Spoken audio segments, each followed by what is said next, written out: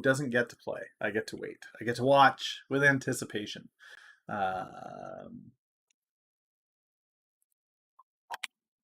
good morning, good morning, good morning. We're going to get down to this as you guys slowly trickle in here as you typically do. Just going to go through, figure some of this out.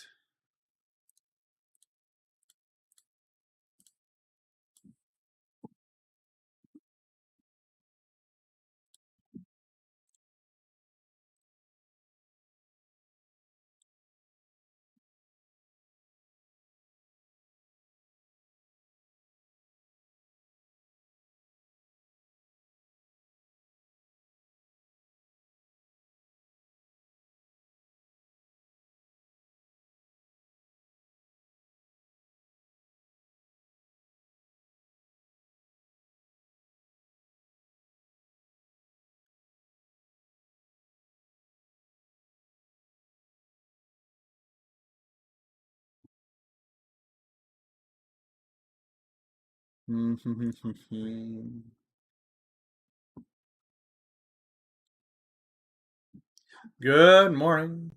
Zomedica down another 10% pre-market.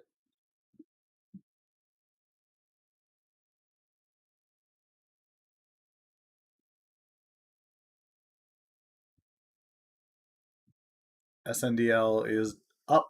Oh no, that's Shroom. SNDL down a little bit pre-market as well. FTOC is up a little bit pre-market. At this rate, guys, it's actually looking like FTOC is going to be the first out the gate to move here, unless we see something from Zomedica in May. But now it's a race to the finish.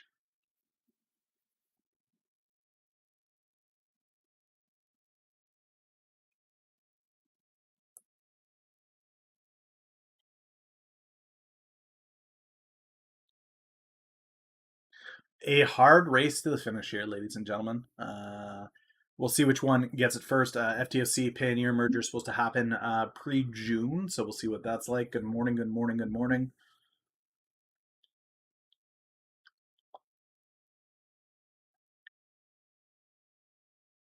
I hope everybody is doing well this morning.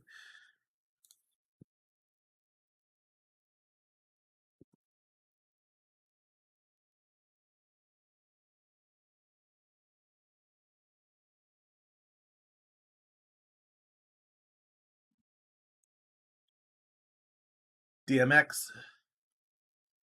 What platform did I use to buy my Ethereum? I used Wealth Simple's platform in Canada. It's a pretty quick and easy mobile app. It's not immediate cash reconciliation, which kind of sucks. It's a 3 to 5 day wait on that, but I mean that's up 16% for me, so that's not bad. Pretty happy with that. It is unfortunate, however,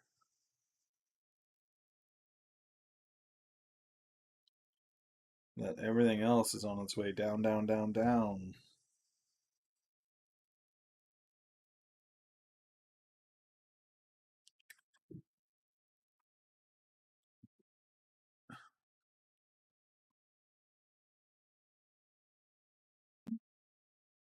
I'm not showing any drop frames. If it's skipping, it might be you.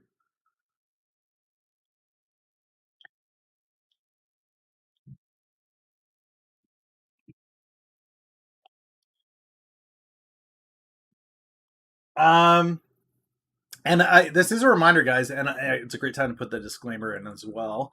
Anything you see on the screen is not financial advice. You need to understand your own portfolio, what you're trading, and how you're trading.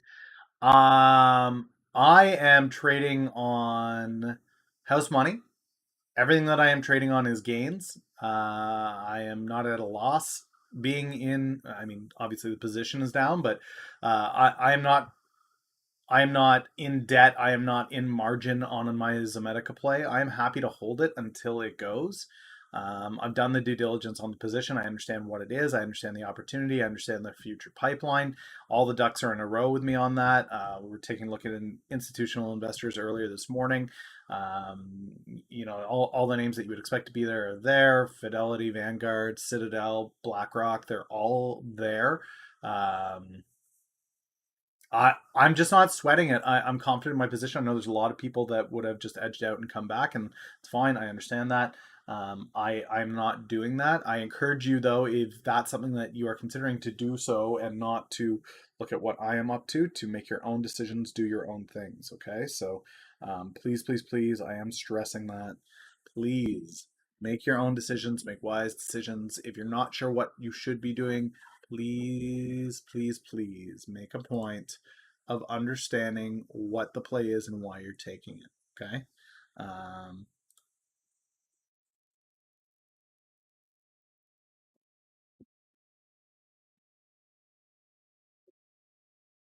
Ask if they're getting true forma. Yeah, I mean, as long as you're on the East Coast, if you're on the East Coast, your vet can get it. So, uh, waiting game, just like Mara. I'm not making that mistake again. Yeah, I mean, to each their own, right? It could be like Nicola, where people are waiting for it to bounce back and it never does. So, for me, I'm not leaving. I've made that decision. Same thing with SNDL, guys. SNDL, they're sitting quietly on $700 million. That's going to do something, right? I imagine as they see their ticker value come down to around that dollar mark, they know that they want to stay compliant. They know that they want to stay up above it. So I think they either want to have a PR prepped and ready to go on an acquisition on a next step, or what we want to see out of SNDL is an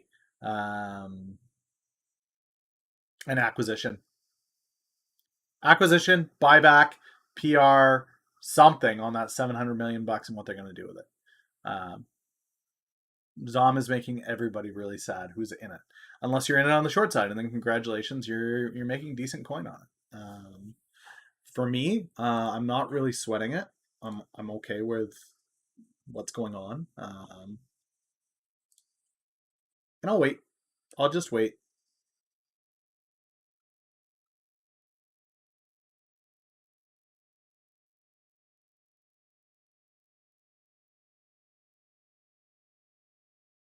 AQB announced that they've got a new director of sales coming in, so we'll see what that starts to do as they move into the summer and start to sell their initial batch of fish. We'll see what happens there.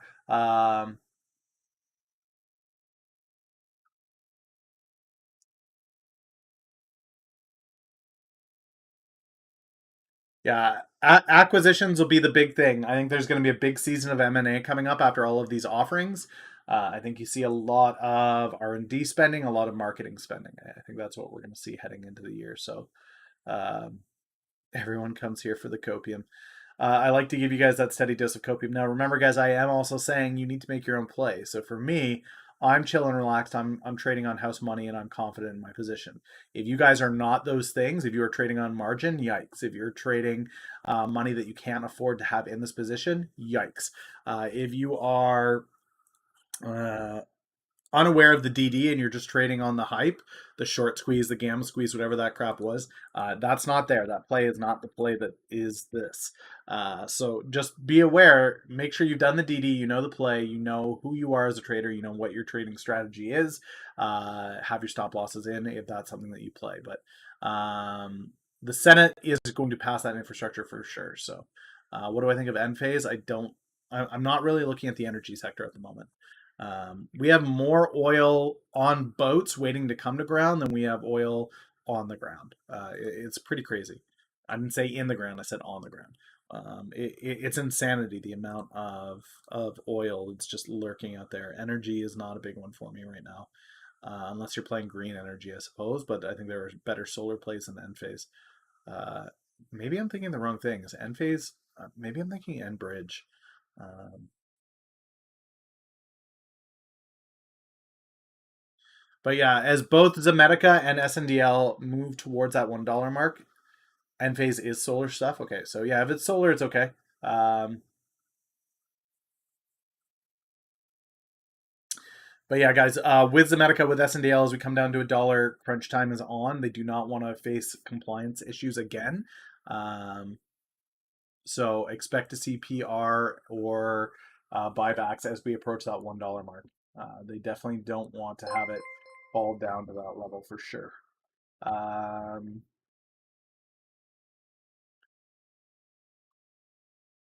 Patances, I think maybe. I'm sorry I butchered your name. Thank you so much for the follow. Let me know, guys, if you are lurking in stream, what it is you trade, how you found the stream. Would love to know. Again, guys, if you have not followed the YouTube channel, we're getting really, really close to 2,000 subs over there. So I will drop that link in here for you guys. Just a few more subs, and we are at 2,000. So that's there. I am going to start putting out weekly videos. I am going to take F Wednesday off and put out weekly videos. We will make that list today of videos that you might be interested in as far as creating content, questions that you guys want answered, from how do I get started, trading methodology, specific tickers, you name it. I'll make a list of ideas and concepts, put it in the journal, and start knocking out videos one a week for you guys. Crazy, man. Okay, let's do Marbies.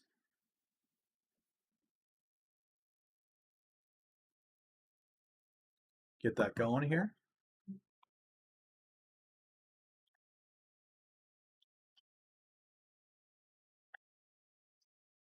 I have, but I found the attention span doesn't make it through the 20 minutes. I find that the videos have to stay about 10 minutes. If they're any longer than that, it just doesn't go well. People drop off in the first 5-6 minutes and then nobody watches the rest. So I do want to make sure that if I'm taking the time to create the content, it's content that's consumed. With a 10-minute video, I find that people do take the time and do that. So,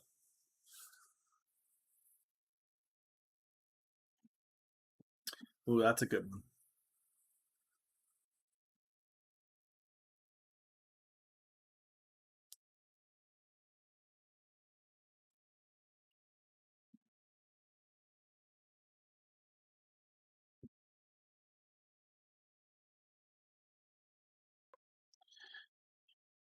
Yeah, and I mean, I understand that there are some viewers like that, Saki, but the majority of viewers are not that.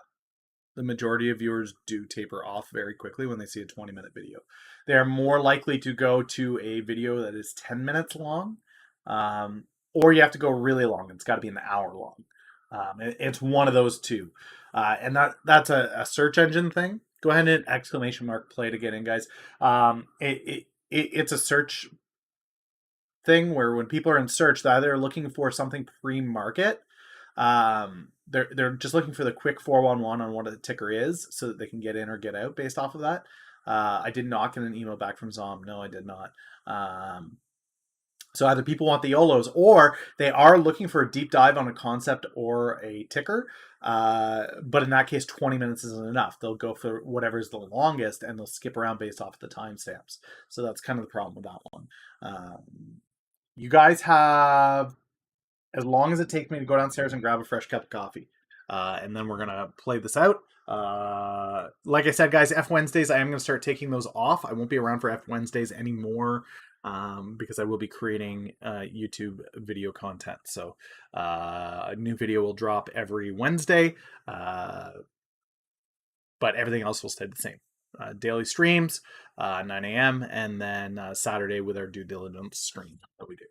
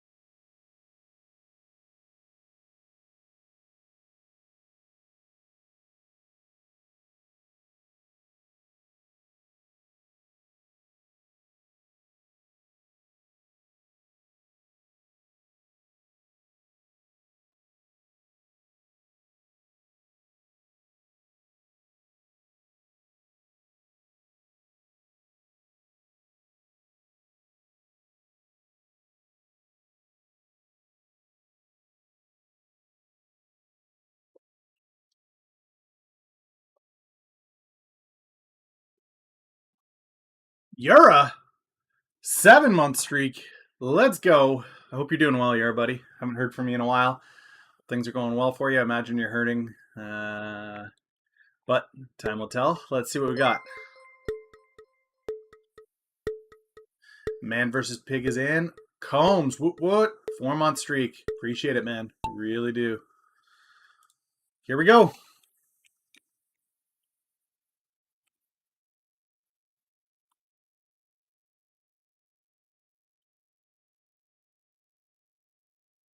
I was thinking about this for the DD on Saturday, guys. I know that I've been doing a book every week, but another thing that I've wanted to start doing is evaluating other stock streamers, and not just streamers, but YouTubers, just to give you guys a breakdown of, did I find value in their content? Do I think that that's something that's worth taking a look at?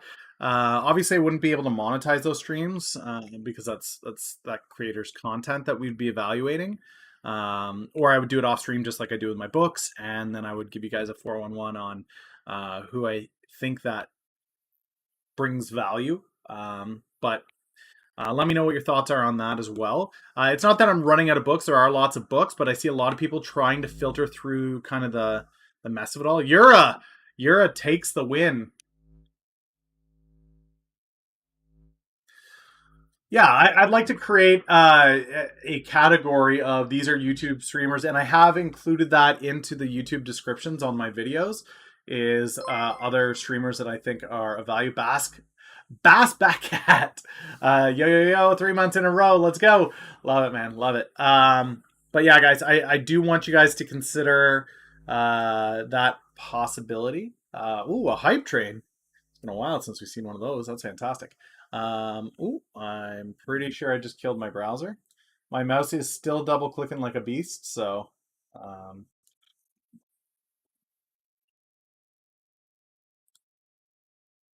right, we're back.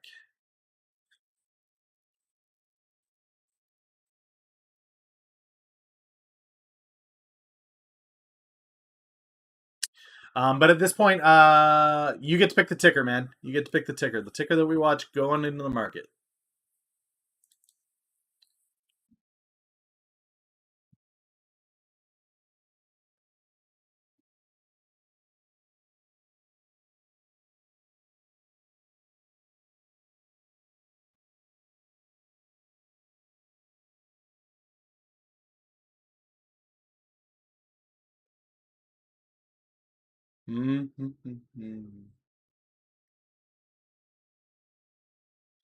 We got the bad news over the weekend, guys, that Ontario is locked down, meaning my gym is closed again for another 4 weeks, which I am super pissed about. I was really stoked to be getting back into the gym and doing that solid midlife crisis thing. So, yeah, whatever ticker you want, Yura. I'm doing that solid midlife crisis thing where I got to get rid of the COVID weight, that COVID 30 that you put on. Um, QQQ or bust. All right. QQQ it is.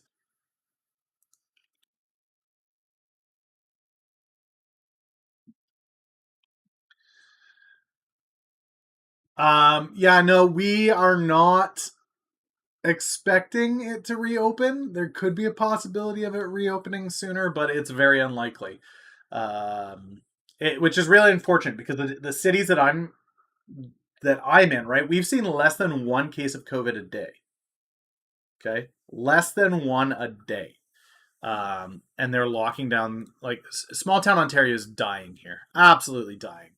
And because Toronto is here and Ottawa is here, those two cities that are incapable of doing what they should be doing, and they should have been locked down entirely, while smaller rural cities should have been left the hell alone. Ottawa will recover. Toronto will recover.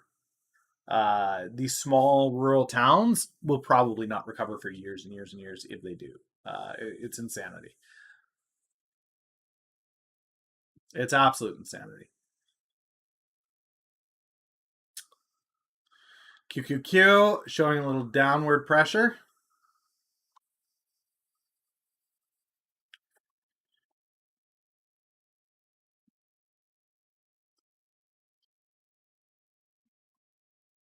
strangest thing happened yesterday, Millennial.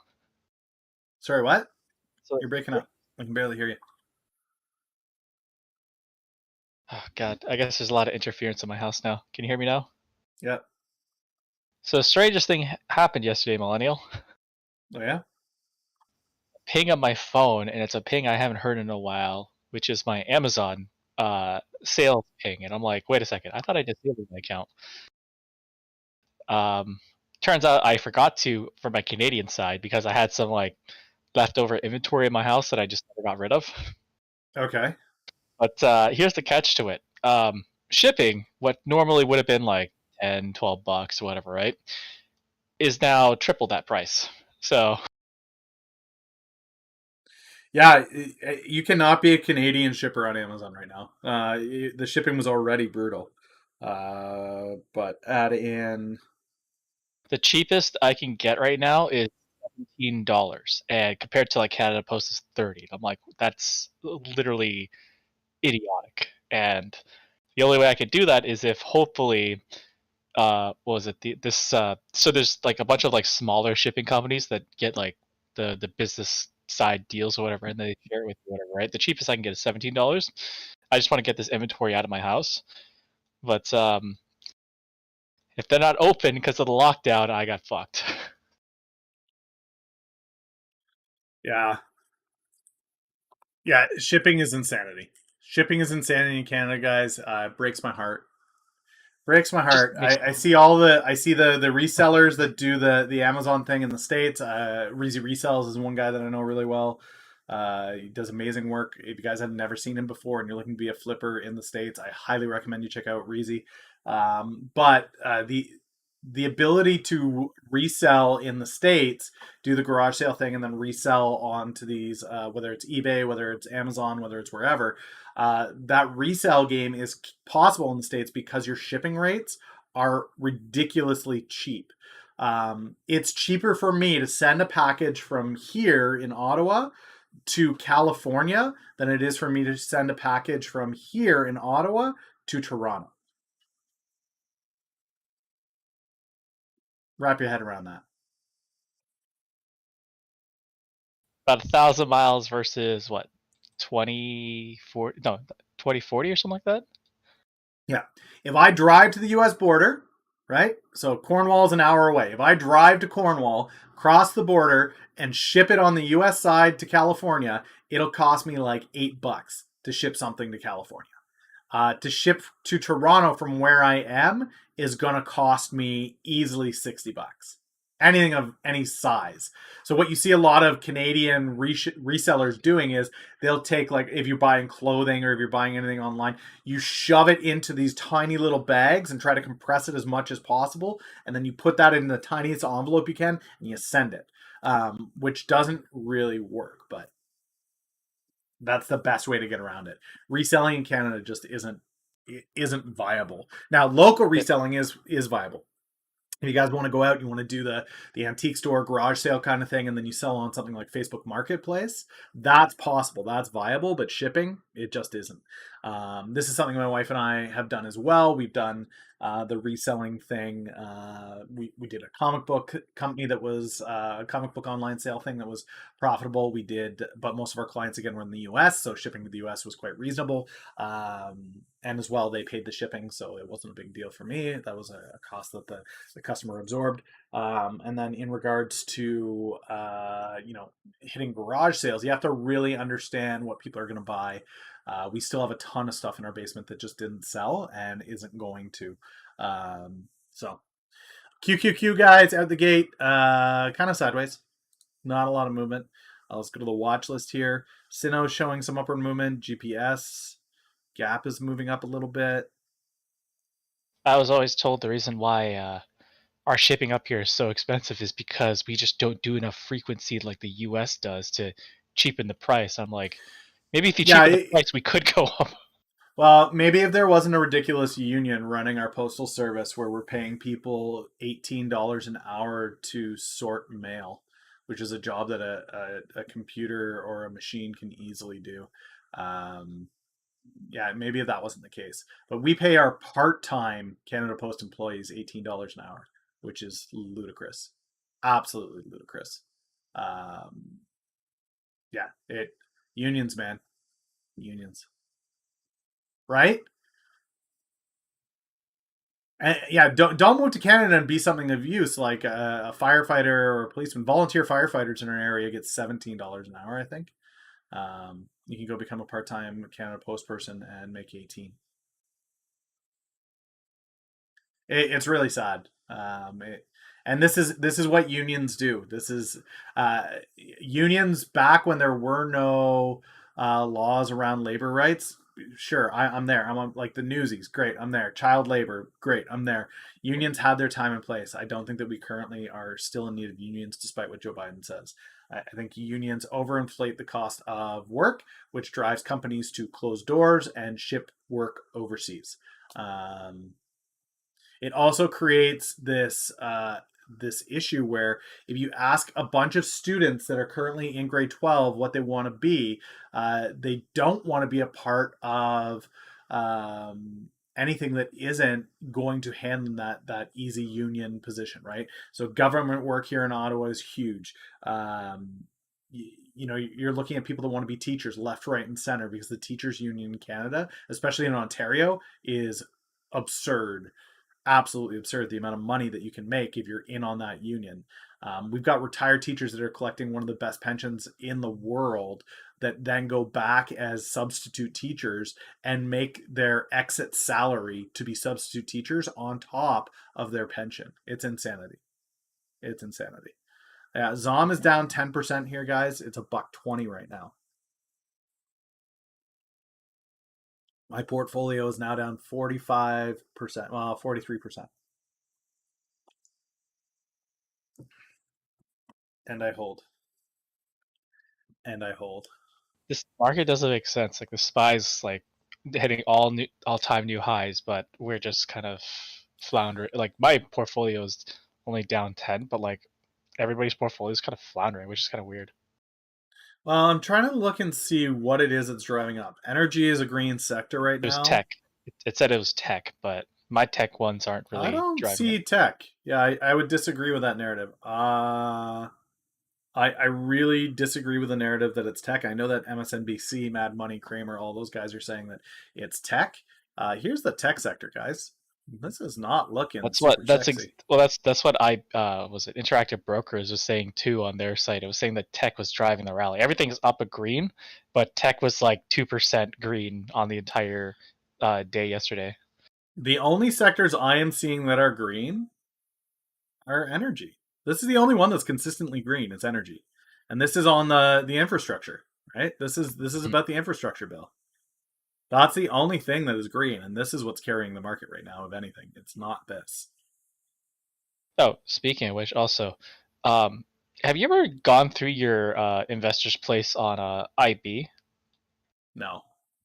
I went through it last night, and holy crap, it's actually very interesting because they had essentially, you know, some of those sites where it's like you can offer services like coaching, all that sort of stuff. Yeah. IB has something like that, and they also have like tax accountants, firms, and stuff like that. Something called funding and a whole slew of different like education and or trading coach stuff that you can advertise yourself on there. The thing is, I think it's just like a hodgepodge too. But like if Where do you you see wanted this to thing? I've got it open right now. I don't know what you're talking about here, but on the left side drop down when you log in on the website, yeah. um, you'll see uh, investors place or something like that, and it'll be like find a service or offers advertise a service. It's on the website. It's on the Oh, platform. it's not in the dashboard. Okay. Yeah. Okay. Well, yeah. I'm not interested. Not interested. Um, Google's up 10% in a week. Google is up on them winning the Oracle court case. That's why Google's running, is they won in court against Oracle. Microsoft is up on confirmation of the Jedi contract, as well as their expansion or the rumor of a Discord acquisition in order to rival Clubhouse. Um, so again, these aren't companies. Yeah, Snow. My biggest issue with unions is when you become a union rep, your job is to stay relevant so you can get paid, right? So if you, as a union rep, fail to get regular wage increases, benefit increases, you fail to continue building benefits, um, you're no longer the union rep. So that's where the union rep goes, is to earn the union fees. He has to continue providing value. Unfortunately, that's not how unions are supposed to work. In my mind, with unions are there to protect the worker, not gain benefits. Um, this idea that you are entitled no matter what to a 5% salary increase year over year into infinity is scary as hell. That's absolutely ludicrous, and it's obviously unsustainable. The So some of the people said that because apparently because I'm the only one that actually reads the actual union rules and stuff like that. They're like, oh, why don't you go for the council or something like that once you become a union and stuff like that, right? I'm like, you don't want me as a council member. You don't want me running that organization. Period. Because you know what I'm gonna say. This $26 plus overtime an hour that you guys get is absolutely ludicrous. I'm gonna cut you down to about $20 an hour, and in exchange for that, you guys are gonna get more work, and I'm gonna ask yeah, for more in the that's account. exactly it. If you look at businesses that are growing, hiring, expanding, they are the businesses that don't currently have a union. You know what happens if Amazon has mass union all of a sudden deployed into its warehouses? It stops growing. Well, like for something like film, I do think that the unions are somewhat necessary, but the problem with the unions is that these people get very easily corrupted because it's like, oh well, it's only the 10% part of the union that actually decides what the 90% do. I'm like, what the fuck is that shit? Like, that's so stupid. Yeah. I would still argue that you don't need a union in acting. I think that's just mindset.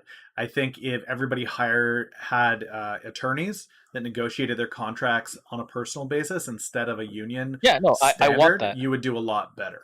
Like, I Um, want to be able to negotiate my own pay rate because it's like how I get calls once a year looking for like Asian specific people, right? And usually it's like, oh yeah, here you go, minimum wage or whatever, or if you're like a full union member, you get your minimum union wage, and it shows because the last time I did one was where they got desperate. They're like, yeah, we're gonna pay you guys $20 an hour compared to like the 14 because we're just that desperate. And if you're union, you just get your union rates. That's complete shit. Like I argued for my higher rate, which again they didn't give me the overtime stack, but I got up to $35 an hour because I argued for it. Yeah, hair, and I would say that's very, very common here with the trades unions as well. The trades unions here, you very rarely hear them complaining about wages and hiking wages and demand, percent gain year over year on wages from trades. What you do hear about trades is safety, which I think that's a viable thing for a union to do, is protecting your workers, right? If there are unsafe work conditions or expectations placed on trades workers, electricians, plumbers, carpenters, whoever, right? I think that's important, and I'm okay with that. But with Amazon, it's not just the work conditions. It's going to be about the salaries. It's going to be about the income, which is just going to kill it. What do I think about Coursera? I have a course on Coursera. I don't know if it's still there actually. Coursera. There was a show that's notorious for breaking all these like safety union rules and stuff like that, but they're like the exception because they always just pay the fine. But their idea of safe was to put you up in a 20-foot high water tower and continue to spray water on you at -6 degrees. That's what they consider Mm, safe. No safety chain, no guardrail, nothing. Just a 20-foot water tower, and they spray water on you. I can't remember what my I can't remember what my login is. This is I'm so bad at this. This is where I get to be a boomer, where it's just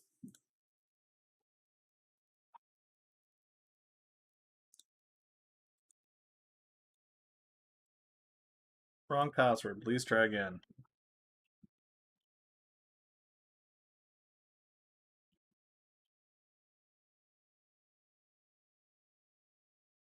Hey, there we go.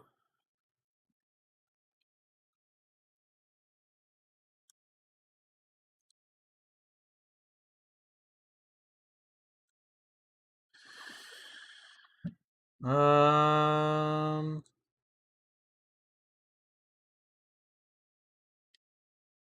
this is the wrong side of it though. I want the teacher side. I can't remember what it was. It was something to do with YouTube. How to start a YouTube video. Teaching center. Is it in here? I don't remember. It was something about how to become partnered in 90 days.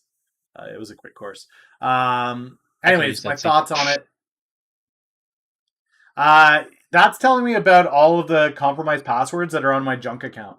I have an email that I create and I sign up for all the stuff that I don't seriously want to keep with that email.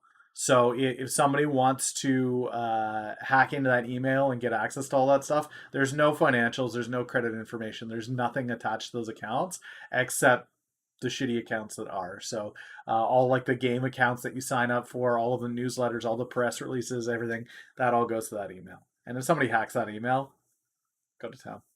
Have fun with it. I operate my internet security principle is this.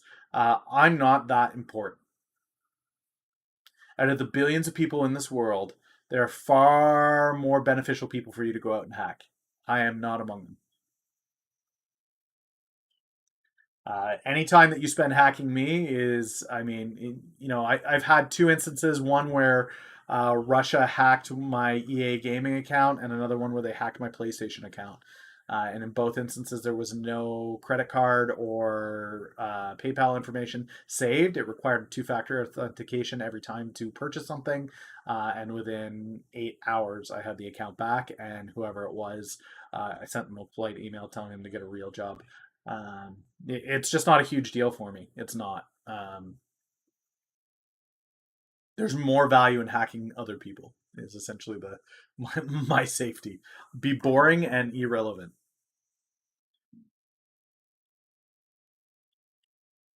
All right, guys. So what are we gonna do here? Let's take a look at the news. Fisker teases electric vehicle price starting at 37,000. Vaccine eligibility date is moving up to April 19th. All Americans can get vaccinated as of April 19th. Uh,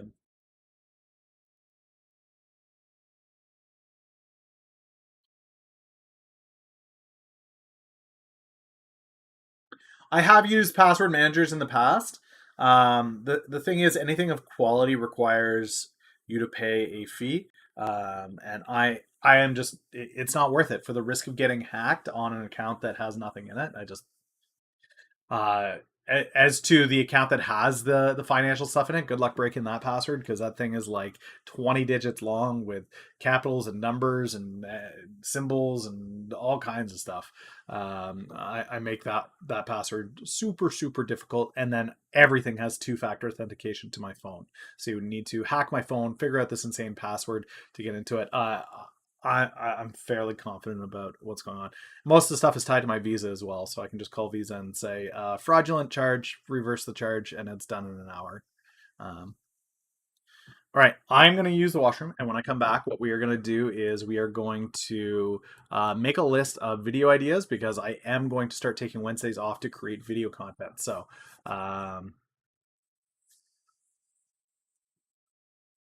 I will also touch on Green Dongs on ZOM and FTOC when I get back. Um,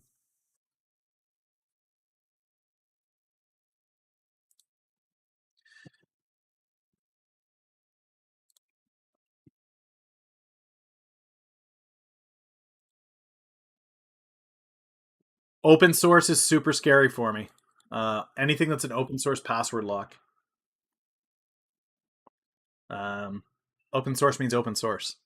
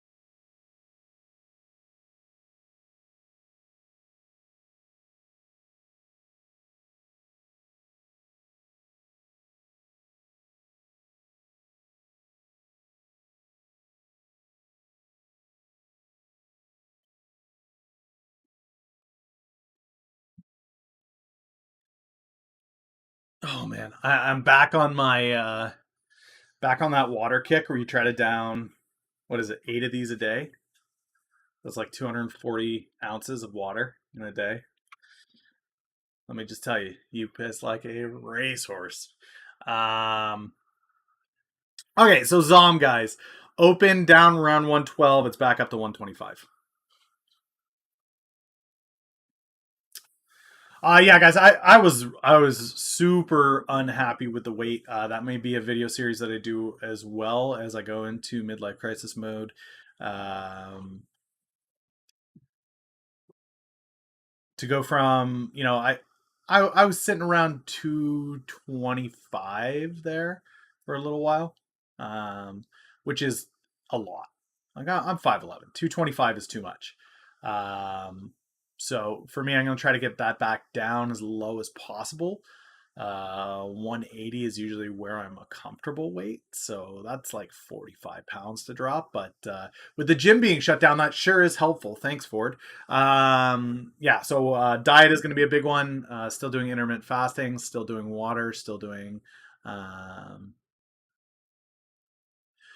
yeah, I would agree. 110 and 150 until we get news makes sense to me. I'm not really sweating this, guys. Um,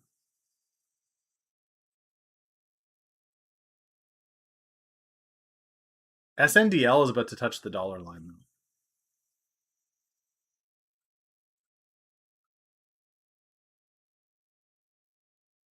though. With FTOC, there was a question about FTOC that I didn't touch on.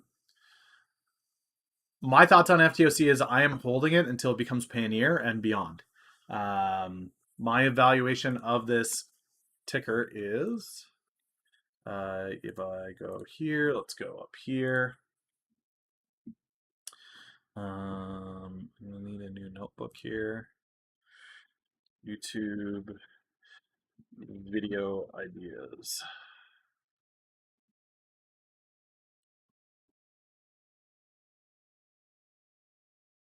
New note.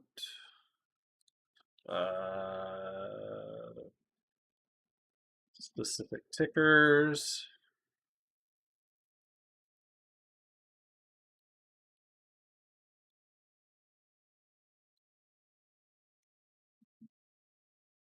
Trading concepts.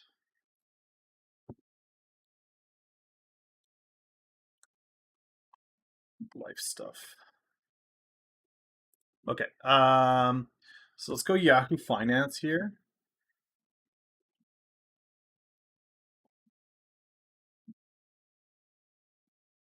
Okay. So what I like to do, guys, when I'm looking at a ticker is I like to take a look at it and go, okay, well, how am I going to kind of determine where I think the value is on this thing? Okay, so first thing I like to do is to look at companies in a similar sector that do a similar thing, and the two big ones that do a similar thing to what Payoneer does are Square, which is currently sitting at about 231.50, and PayPal would be the other one, of course, which is sitting around 251. Okay, so somewhere in the 230, 250. Okay, now a lot of people will go right away, millennial, that's where you're wrong because market share and this and that and market cap and this and that. Okay, great. I get it. It's not a specific science the way that I trade stocks. I think we can all agree that's obvious. But for me, what I look at is okay, well, this is where these guys are. Do I think that Payoneer is the same size as PayPal or Square? No, I don't. I don't. Reasonably, I probably say that they have a value maybe 20% of what Square is, right? What do you guys think? Is that reasonable? 20%? Payoneer is worth about a fifth of what Square is? You guys throw it out there. Throw out a percent, and that's what we'll call it. Whatever you guys think is reasonable, somewhere in there.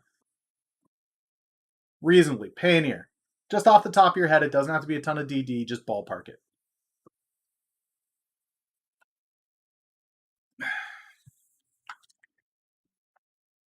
15, 25. Okay, so there's a bunch of people that are having that same idea. Indonesia is a huge market. Southeast Asia is a big market. Okay, so let's take it on the low side. Let's say that it's 15% of Square because PayPal is worth more. So let's say Square. It's worth about 15% of Square. Okay. So what I do is I go 231 times 0.15. About 35 bucks is kind of my price target, right? About 35 bucks. Now my entry on FTOC is $13, which means I stand to double on my FTOC position. You see how I'm doing this where I know it's not exact. I know there's a lot of people that would prefer other numbers and to move things around, but I've got FTOC at 13. I think it's going to head towards 30. I'm okay with that.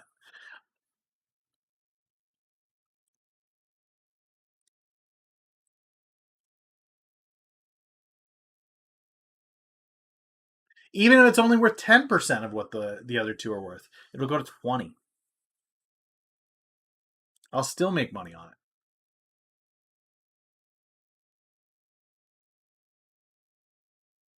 Now, is there a large opportunity for it to go further than that? Could it go beyond $30? Sure, absolutely. I know with Payoneer, they've had some really good news about partnerships with MasterCard has come out and done a partnership with them.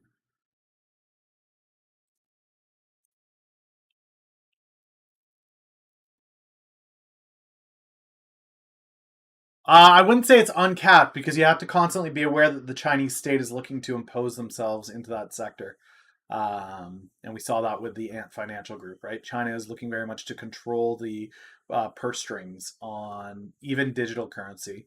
So you have to be aware of that. That's constantly a pressure that's there. I'm not saying China is looking to aggressively expand into Southeast Asia, Thailand, Indonesia, but obviously there Taiwan is there, Tibet is there. Um, Even India is having its issues with them. Um, the digital yuan is definitely a thing. So, um, 3 days ago, Payoneer reports a 55% jump in payments volume for 2020.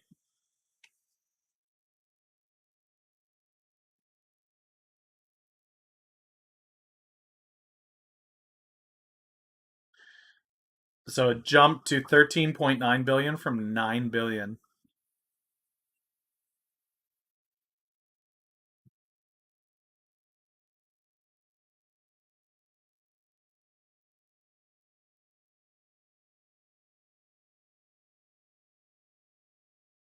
The stat that we've seen a lot recently is the percentage of retail transactions being done online has grown as much during the pandemic as it has in the last 10 years.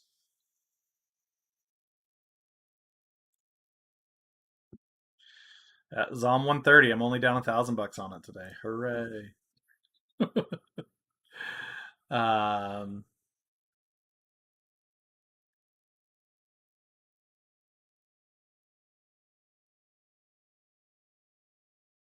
Revenue of 94 million, up from 85. Revenues rose 9% for the full year.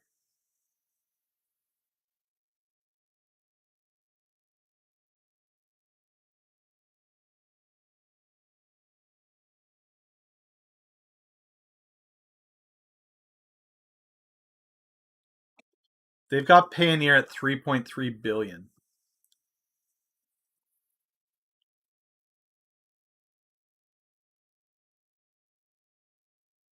I'm not a fan of Fubo. I've never been. I am looking at High Tide very seriously, Saki. I don't want to leave SNDL, and I am very over leveraged in the pod sector. I like High Tide. I like what you're doing there. I like the online sales perspective on the apparel.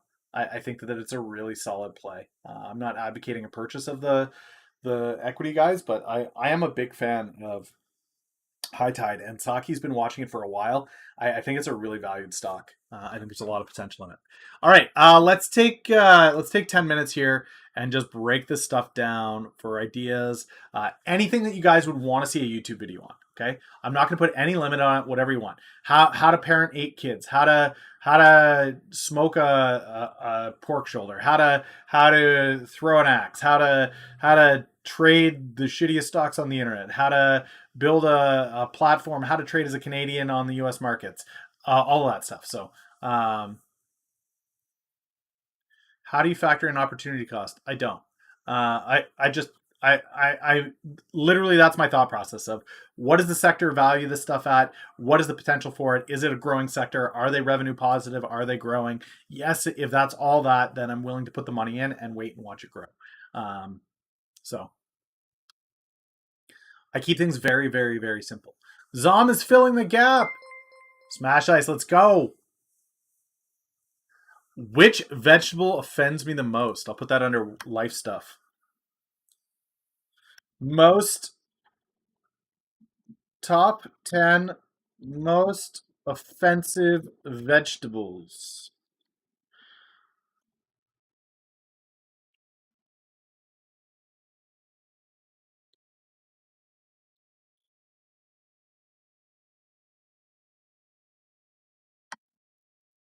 Don't be an ambulance chaser. How to throw an axe as a Canadian in the US market. I'll put that under life stuff.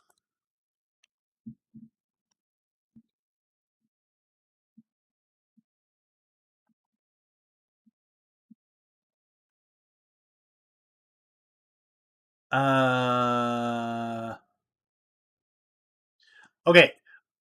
As far as kids goes, guys, I'm going to give you the quick overview on this. Child number 1 is difficult because you've never been a parent before, okay? Never, ever, ever. You've never been a parent. It's tough. It's hard. Child number 2, you're still okay because you've got you and your spouse. You're one-on-one. You're not outnumbered. You've had your first kid. 2 is not as insane as it could be. 3 is the hardest. Hands down, bar none, 3 is the most difficult because typically when you've got 3 kids, they're all still young and now you're outnumbered and you don't know what to do. That's the hardest one. After 3, once you hit 4, your eldest is probably old enough that they can be helping with the younger kids, and it starts to balance out. And then as you have more kids, so we're up to 8 now, right? Our eldest is 16, and then we got a 13-year-old, we got a 10-year-old, and they can help with the younger kids, right? 3 is tough.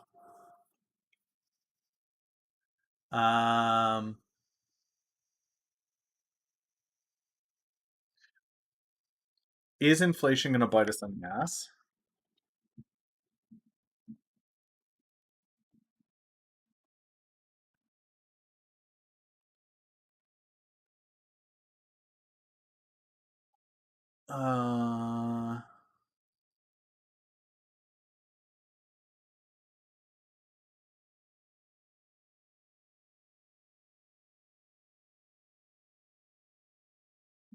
How to beat the SEC?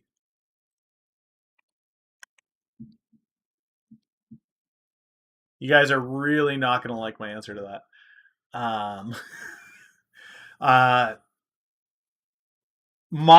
And this comes from one of the books. It's on the book list, that Sun Tzu Art of War, right? Don't fight a battle you know you can't win. Who here thinks that they can beat the SEC? Go ahead and put an F in chat if you think you can beat the SEC.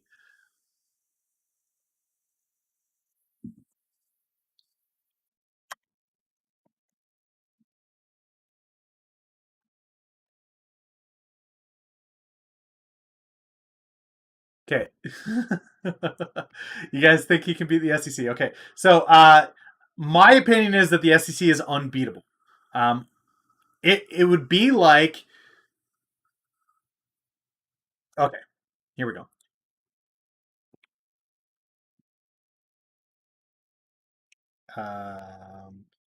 What is the name of that game? Okay, we're gonna do paint. It's gonna be hilarious, because it's gonna be awful. But let's do this. So we're gonna make an octagon, right? 1, 2, 3, 4, 5, 6, 7, 8. I know it's bad. I know, okay? And for all purposes, this is gonna be. So I'm gonna show you the difference here, because this is the narrative, is that there's retail, and there's, we'll call it institution, but it's SEC, hedge, uh, big money, right? Like this is, where's the pointer? Whatever. I can't even type properly.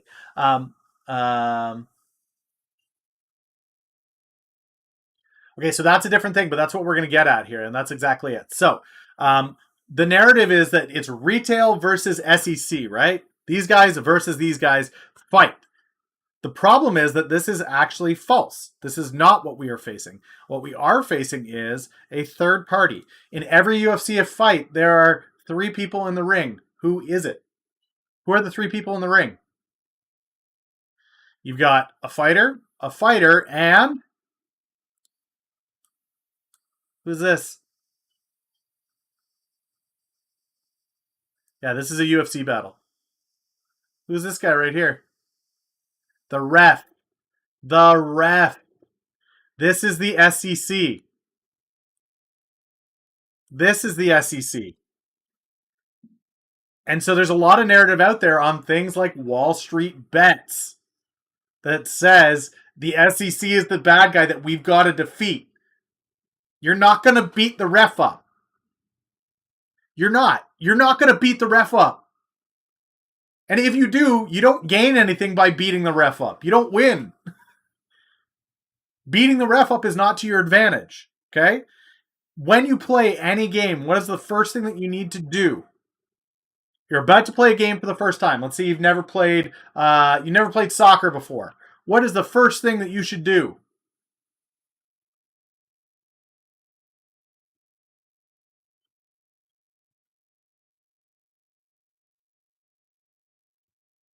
Learn the rules. Learn the rules. Rule number 1 of any game: learn the rules. Okay? Let's go back to notes, because I feel like this is going to be a thing. Yeah, I'll add a note. I'll add a note here because I think that this might actually be a video. Add a note. Beat the SEC. Okay, so UFC analogy. Playing a game. Learn the rules. Step 2. Step 2, buy a ball. Very good. Once you've learned the rules and you understand the basics of the game, you need the tools to play the game. Get the right tools. Next up. Kicking the ref does not get you any further. Focus. Step 1, you can't beat the SEC because they're the ref. It doesn't bring you any advantage beating the SEC. Step 2, learn the rules. Understand the game that you are playing. Step 3, get the right tools. Step 4, so you go out, you get your soccer cleats, you got your soccer ball, you're ready to play soccer. You understand the rules of the game. Practice. Practice. Does this mean that you should practice hypothetically in your mind? You just sit around drawing little pictures of how soccer is played, or hop on FIFA and play FIFA?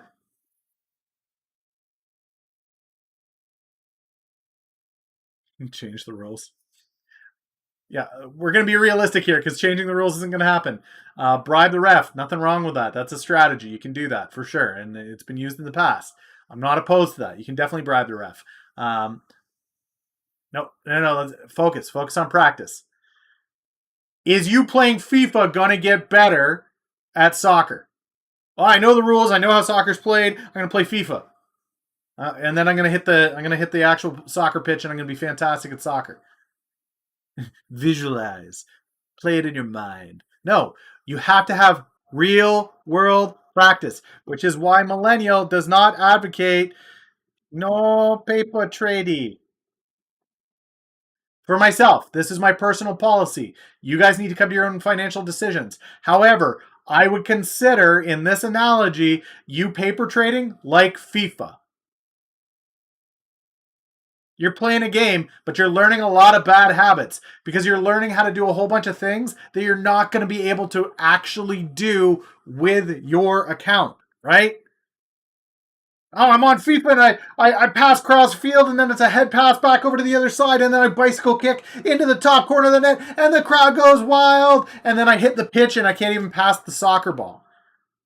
I feel like this is what happens a lot with paper traders, is they get into their paper trading account and they go, I got 100 grand to spend, and I'm going to get into this, and then I'm going to head over here, and I'm going to do this, and I'm going to make this complicated play, and I'm going to hold longer than I should, and I'm going to take longer positions, and I'm not going to manage my portfolio or risk or anything, and I'm going to end up blowing up my paper trading account, but that doesn't matter because it's paper trading money, and I'm going to pick up bad habits. When I actually put real money in the market, I'm not going to see success because I fooled myself with my paper trading.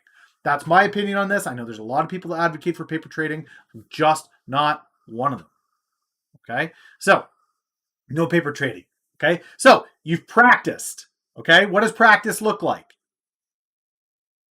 It's long, it's tiring, and it's painful. For anybody that's ever practiced anything.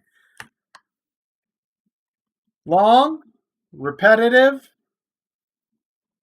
tiring, boring. This is practice. Okay? Now, you practice in order to play the game. Okay? So, last year for Millennial was practice. Start with $2,200 in an account, practice. Long, boring, tiring, repetitive. Last year was my practice year. Okay? Now that I'm done practice, I am now playing the real game. Okay? Take that time, dedicate the time. This may be a year for you. This may be 2 years. This may be 5 years. Remember, I was in the market 14 hours a day, 6 days a week in my practice mode. You wouldn't say last year was boring. There were a few of you guys that were up at 4 a.m. with me. But for the most part, guys, I assure you, being up at 4 a.m., reading through bio reports, reading through SEC filings, reading through $1 trillion stimulus bills, it was boring. It was. The market may have been exciting. The game is always exciting. But the practice is not. Those hours when the market wasn't open, those markets when you were reading through filings and yeah, it was not the exciting thing that people had hoped for. And I know everybody was saying that the market was doing this. That's great. The game is always exciting, but the practice isn't. The time that you put in pre-market, reading filings, reading earnings reports, that's the practice. The actual gameplay is when you've got your main portfolio and you're in the market. And we're not talking your small portfolio that you're learning from. Read through what? Shit was green. I did. Yeah, I have read through every stimulus bill. I have read through, stimulus bill, endless bio reports, earnings reports, all of it. 8Ks, 10Qs, 10Ks, all of it. Reading, endlessly reading. But then get in the game, right? The other thing that could happen here, guys, and it's a big one that a lot of people don't like to consider. Get in the game or don't.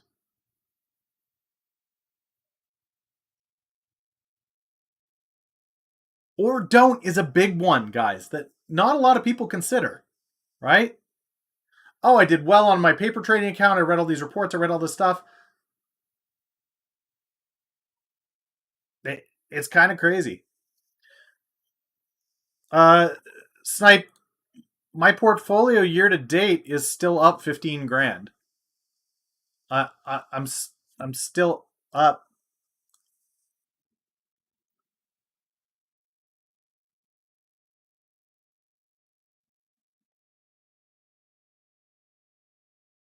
I'm still up like 33%.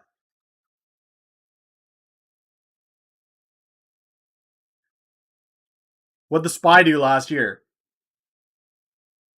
If this is a bad year, Snipe, 33% gains.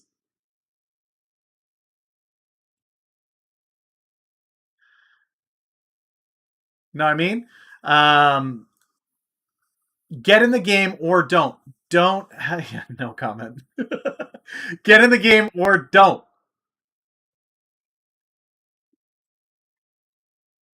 Yeah, yeah. TD Vish, there is. This reading list that I put together. Yeah, there it is. Smash has got it. That reading list right there are all books that I read to help create my crafting or my trading methodology. But don't is a very viable thing. If you get out there and you're practicing and you're reading and you're deciding, you know what, like I've got a full-time job, I got a family, I got things to do, I don't have time to put in the practice that I need to do to get good at this game, don't get in the game.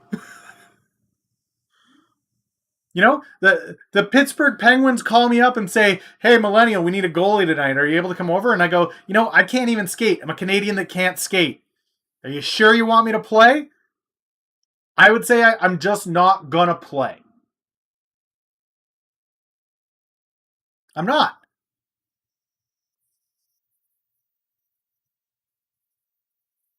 Burry knew his play.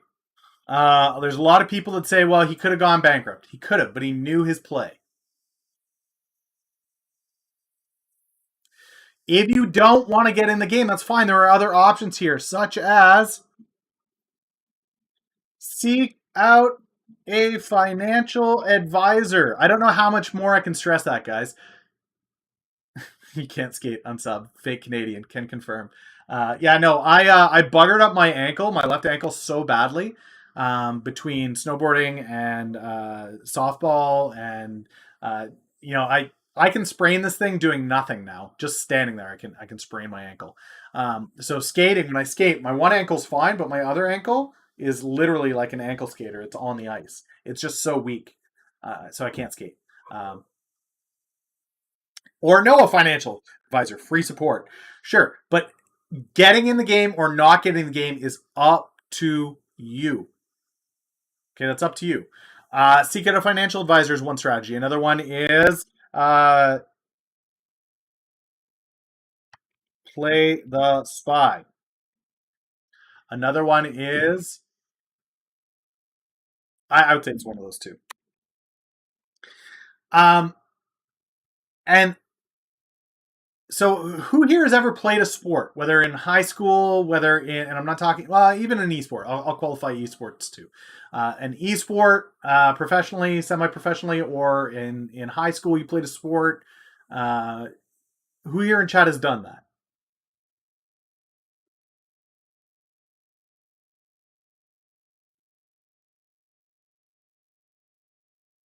I played with myself.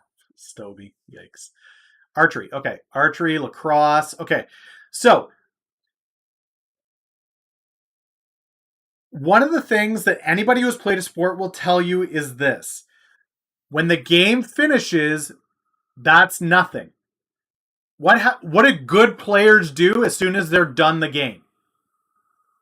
What do you played the game, win or lose, doesn't matter. What happens immediately after the game? Prepare for the next game. That's exactly it.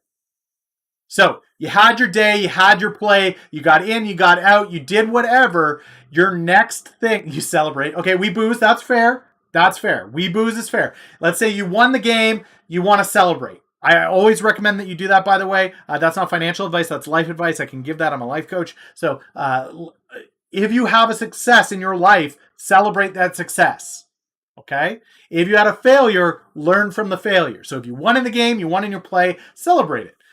Depending on the size of the win, celebrate it reasonably. Okay, if you won 10 grand, don't go spend 10 grand. Spend 100. You know, go out for a nice dinner with you and the missus. But the reality is, celebrate the win, learn from the loss, and then go back to practicing and getting ready for the next game. Okay, that cycle now doesn't stop. Practice game, practice game, practice game, over and over and over and over.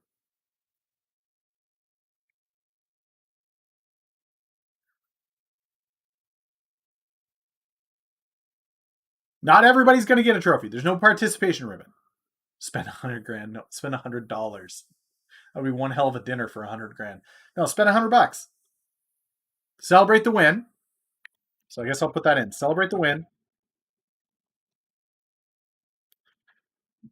Learn from the loss.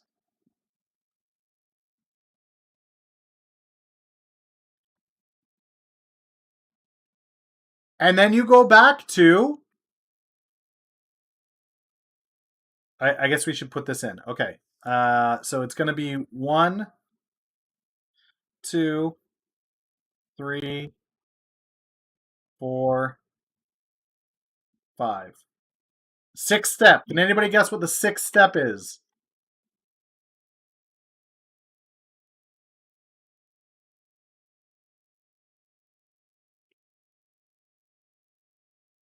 No. Sleep when you're dead.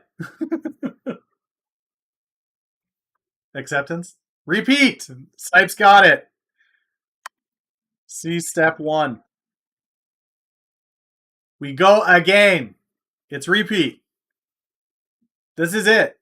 So, beat the SEC. I don't think that's going to actually be the name of this video. I think the name of this video, we got a little bit sidetracked there, is going to be how to trade the stock market.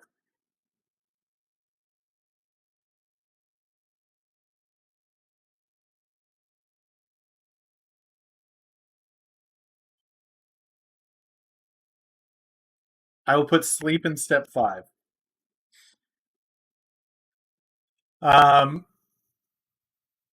So, learn the rules. You've never been in the stock market, or even if you've been in the stock market, learn the rules. What are the rules that we're currently playing by? Because the market we're playing with today is different from the market yesterday. Learn the rules.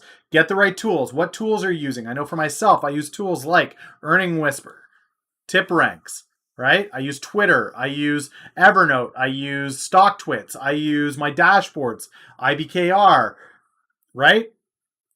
Get the right tools. Get the tools that are going to work for you. If you're an FA trader, have FA resources. If you're a TA trader, I don't know really how to help you, but try that out. Get the right tools. If you found through the last cycle that you missed something and you are lacking a tool that you need, say you're a TA trader and you really could profit off of having a secondary, the ability to see secondary levels, second level, right? Great.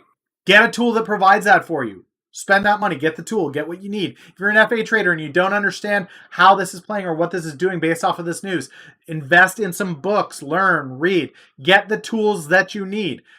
Go into your practice, right? No paper trading. No paper trading. Repetitive, tiring, boring.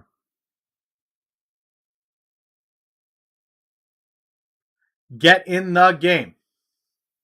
Or don't. It is possible that you could have a few wins. You could go through this cycle 3, 4, 5 times, right?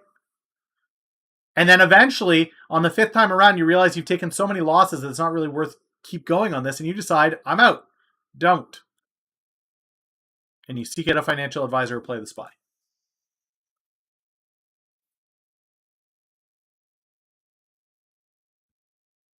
This will be a YouTube video. I will make this into an actual YouTube video for you guys.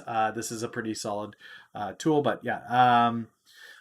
let's go. Okay, so we've got a bunch of ideas here, trading concepts, life stuff. That's the end of that. But no, I never reject anybody. I'd accept a scalper, a TA trader. I don't care as long as you make money, Stoby.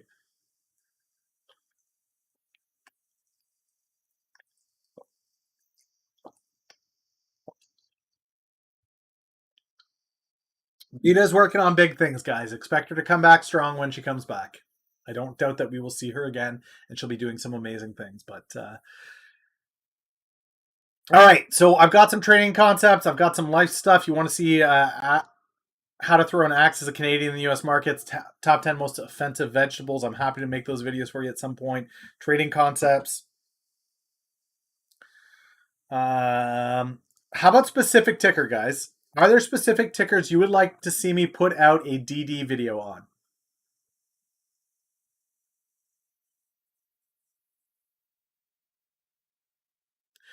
Yeah, Chem Life. I don't hate TA. If TA works for you, great.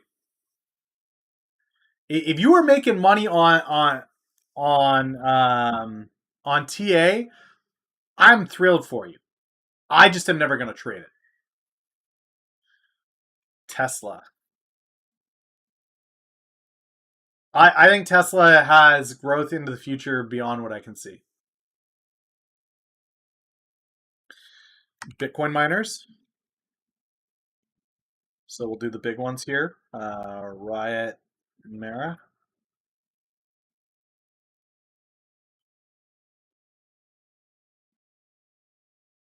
SHG, Palantir, ZOM, FTOC, PNG.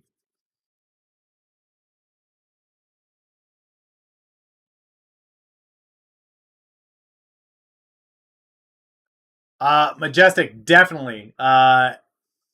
Every day when I wake up, I probably trade differently. Every time I read, I trade differently. Right now, the way I'm trading is I buy a position that I'm confident in, and I'm holding it until that DD comes to fruition. LAC, semiconductors.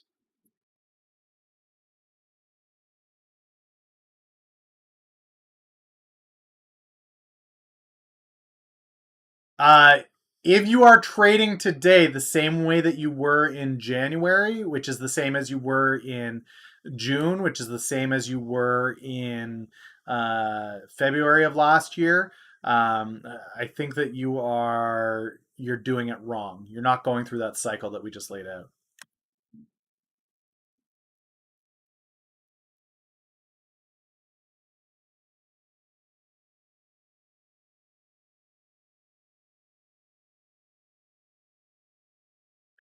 The reason why you're in ZOM now is contradictory to why you're staying in. The reason I was in ZOM initially was their liquid biopsy, which is still there. That hasn't left. There's a bunch of other DD that I've done that has given support to my staying in. Um,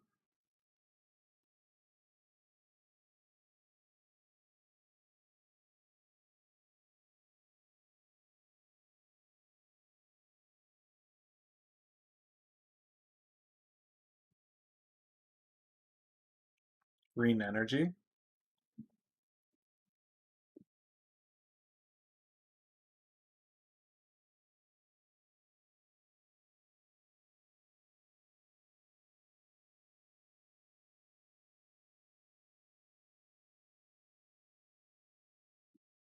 Yeah, there's a lot of people that have a mixture of TA and FA for sure.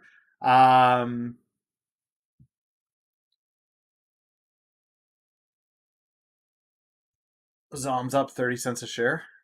Hey, I'm up $1,300 today. Yay.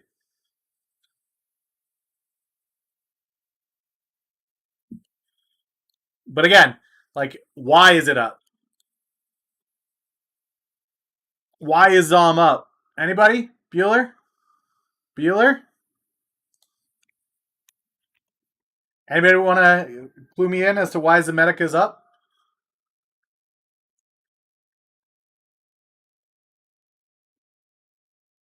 Right, Saki, which is part of that trading methodology, right? You created it. Yep, RDSA. These are all just ideas for me to dip into, guys. I will be doing at least one of these a week.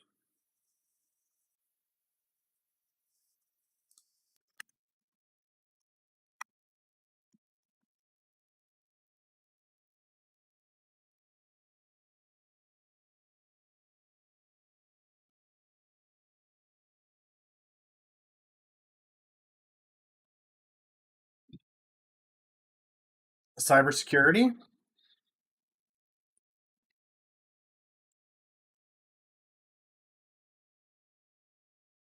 Investorpedia released an article. I mean, so if that's what we're going on, that a single Investorpedia took this thing up 30 cents from the low today, one article, like,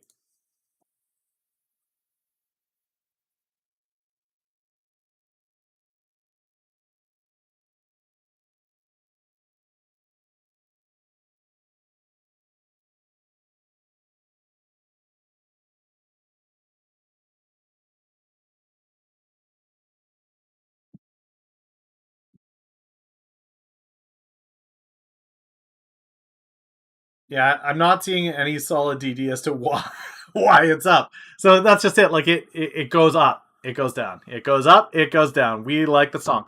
Like that's not what I'm trading on. What I'm trading on is the pipeline. I'm trading on the pipeline.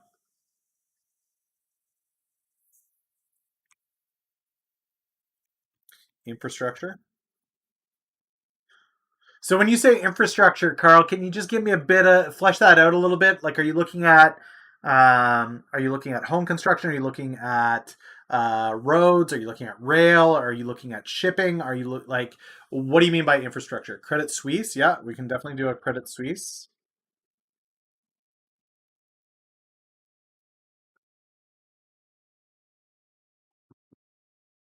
This is from today.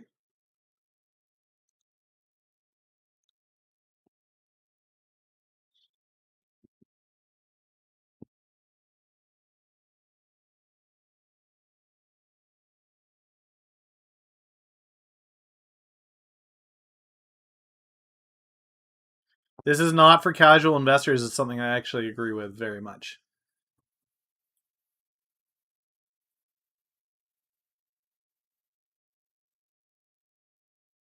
Yeah, I mean, guys, this is just it for me of like, why is it going up? Because people are buying it. It's a buck 40. I'm not losing my mind on this, right? Like this is not a huge deal for me. This up from where did it touch? Buck 20, and then it shot back up. Like until I see the news, until I see that pipeline fleshed out the way that I think it should be, I'm not going to go anywhere. If the news drops that the initial sales are subpar and there's no sign of the liquid biopsy hitting the market in the next year, I am going to have to look to exit on a loss, I think. But I don't know. They hit 111. Now it's at buck 40. Okay, like, all right. Okay, potential play trading on. I'm gonna put that in the how to trade this. No, trading concepts. How to trade off of Biden.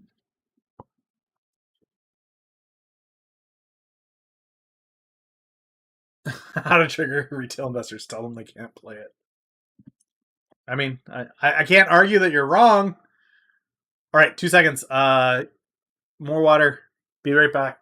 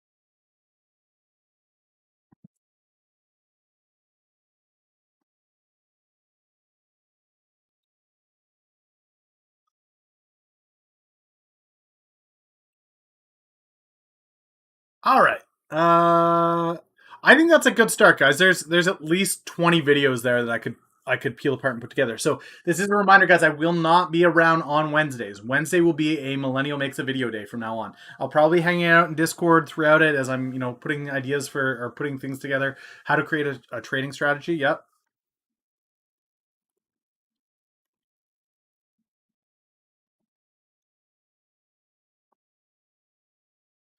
But yeah, Wednesday will be create a video today. Saturday is still going to be DD. The one play that I know, so Biden has shown that he is extremely bullish on unions. So, one thing that a lot of people aren't doing is just Google United States biggest unions. Education, service employees, county employees, Teamsters.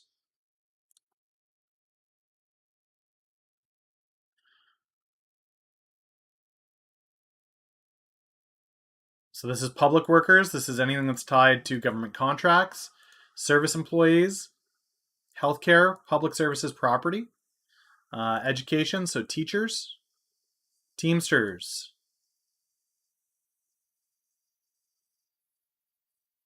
auto workers, food and commercial workers, steel workers, teachers, electrical.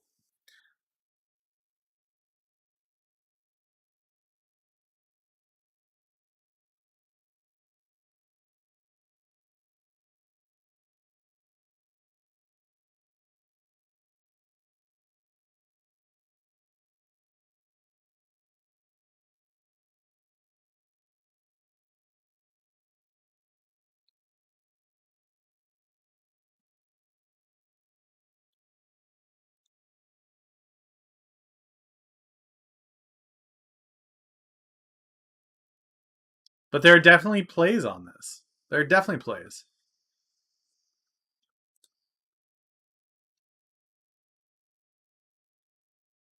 It's nice to have a green day. It's been a while since I've had a green day, so it's nice to be green on the day. I'll say that much. Um, it's been a long time though since I've had one.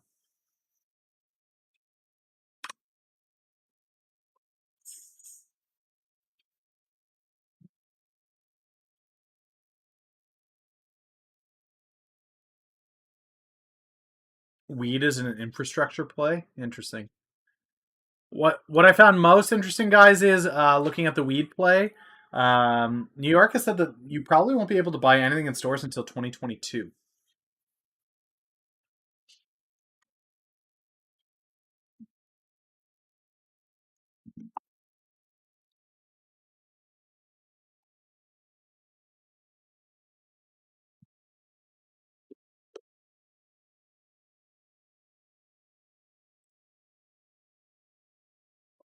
This is something that I've started doing, guys. When I'm on StockTwits, I like to curate my feeds, and this doesn't mean that I remove bears. I'm happy to have bears. You guys will see in my notifications. There are several bears that like to specifically shout me out. This guy here is renowned for it. But when I'm in a specific ticker, if I see anybody that's like, "Come join my Discord chat," block. I just block it. They're calling this a short squeeze. I don't think that this is a short squeeze, guys.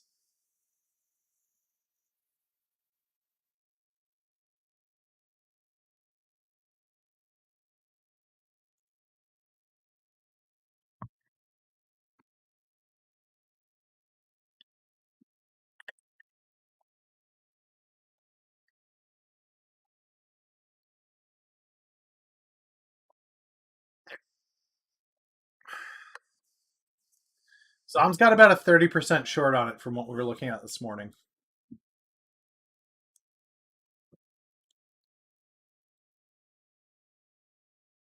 36% as of the 5th, which isn't massive. Redemption got out of most of his CIDM, but not all of it, to my understanding. PAVM. I'm not familiar with PAVM.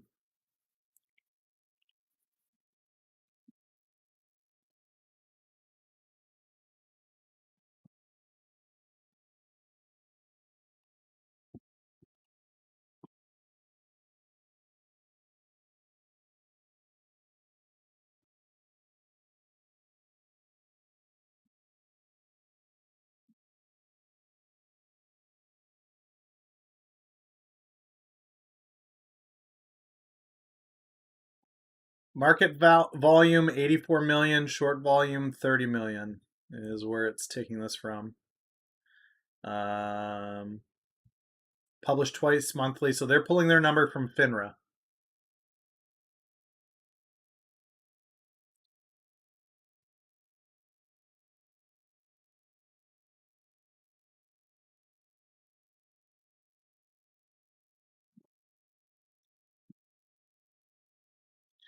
So all you fine folks hanging out over on YouTube, Facebook, LinkedIn, I can still see you guys in chat, just to be aware. You're not lurking over there and I can't see you. I can definitely see you as well. It's just OBS. When you guys see me looking up here, this is OBS and it can only show me the Twitch stream chat. When I look over here, I'm looking to see the restream chat. So anybody that has questions, comments from YouTube, LinkedIn, Facebook, I can see you guys over here, but not up here. Stocks only go down, join my Discord. Banned, blocked, done. There's only one Discord out there, guys, that I am in all day long, and that's this one here. As far as morning calls, guys, I do recommend the Stock Guy morning call, mostly because I am on it. So if you haven't seen Stocky, go check him out. He's one of the guys that I'm on board with. And I have been since I started last January. So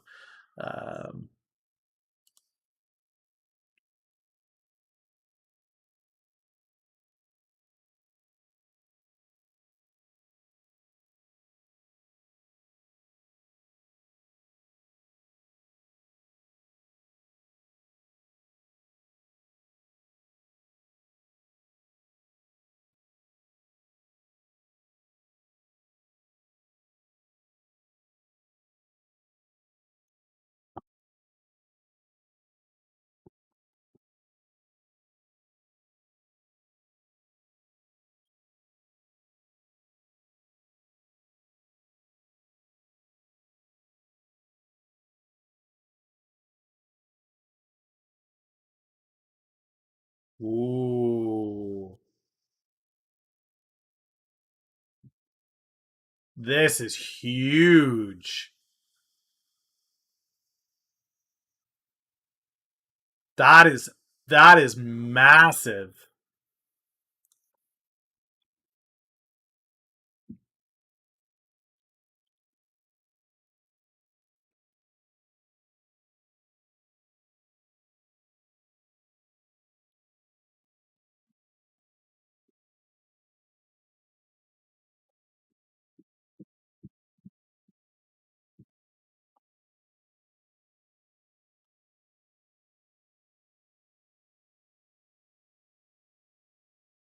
That's huge. That is such a big deal. Same day settlement.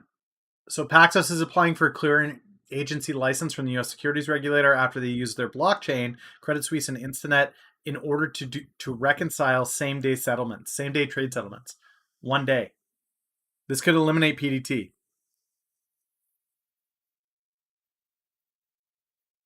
That's huge.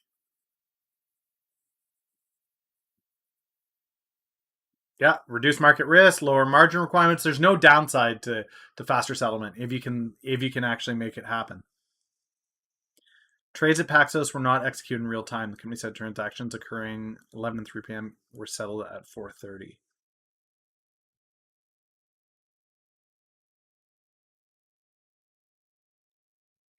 Yeah, it's Credit Suisse and Nomura, so they're looking to make a little bit of a comeback here after some painful.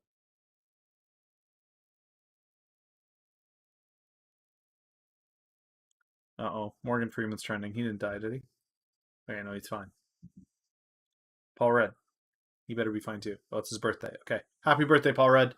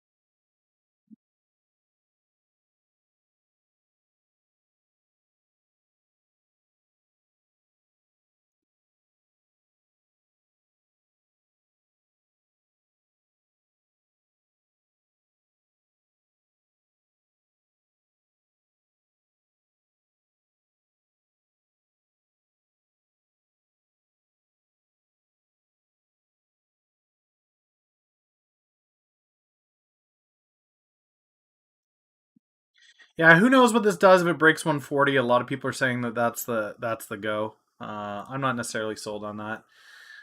SNDL looks like it hit that 101 and bounced back to 105.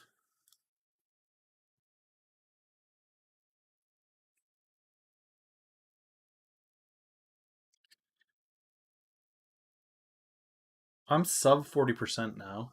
I'm only down 39% on the portfolio, guys.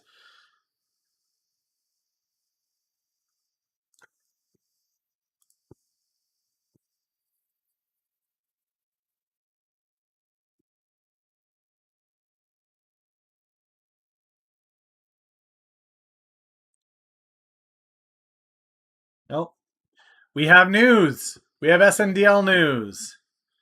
Stigmagrow announces exclusive live resin concentrates contract with Sundial.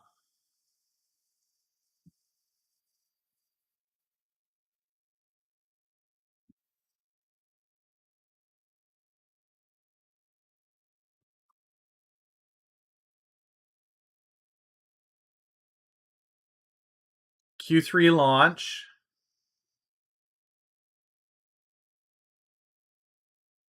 Vape cartridges.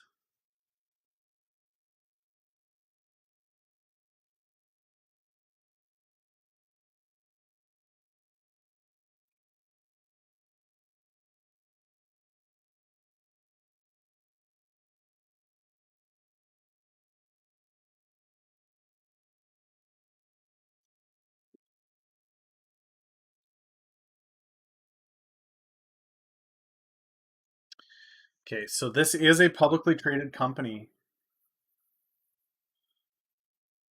Sakib, you think that ZOM is going to hit $3 next Monday or in this week? I don't know about that, but it's going to go.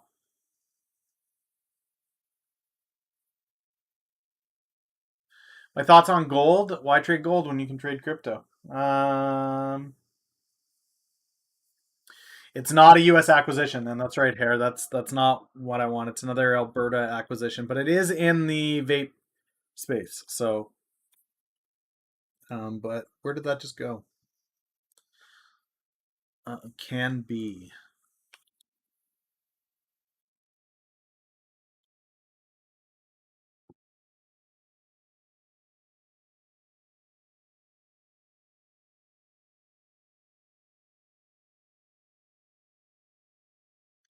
Okay, so this is the company that they are announcing the partnership with.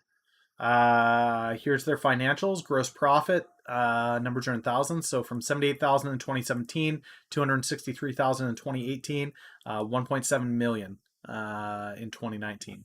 This company is doing fantastic as far as revenue growth or profit growth, not just revenue growth, profit growth. Okay, so I like this partnership.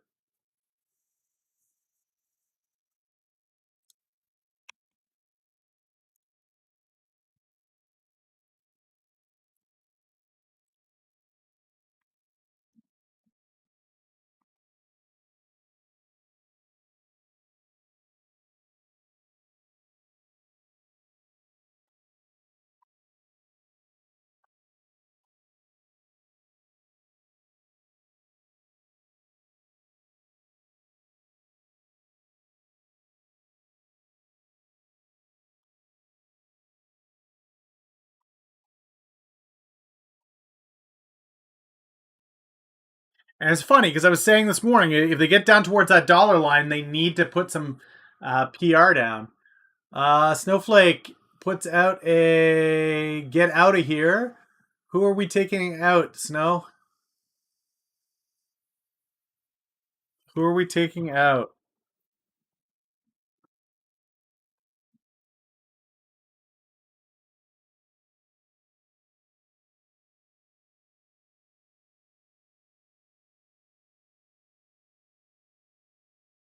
You didn't put anyone. Timeout nobody for 500 seconds.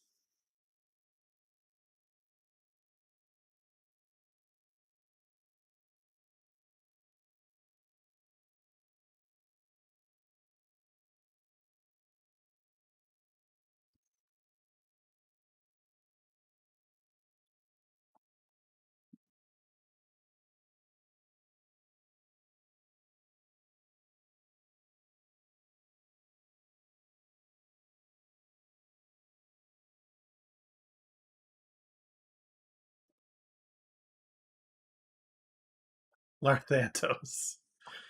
Rip.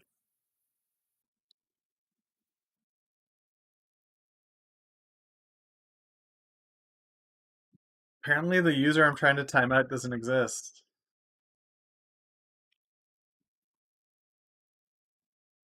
Oh, and Sean's gonna save him.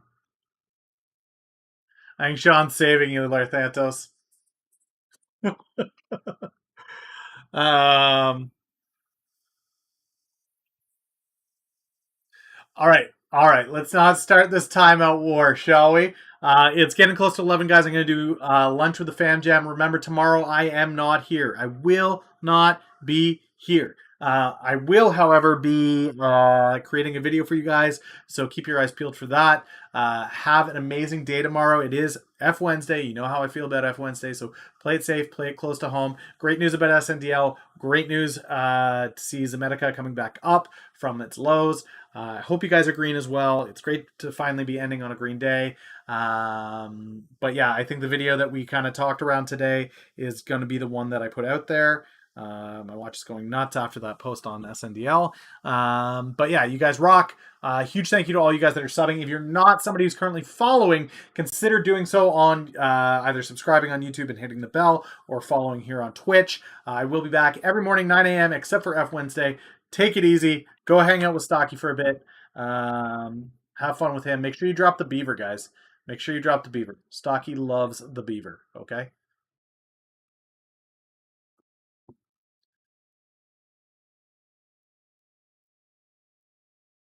And off we go.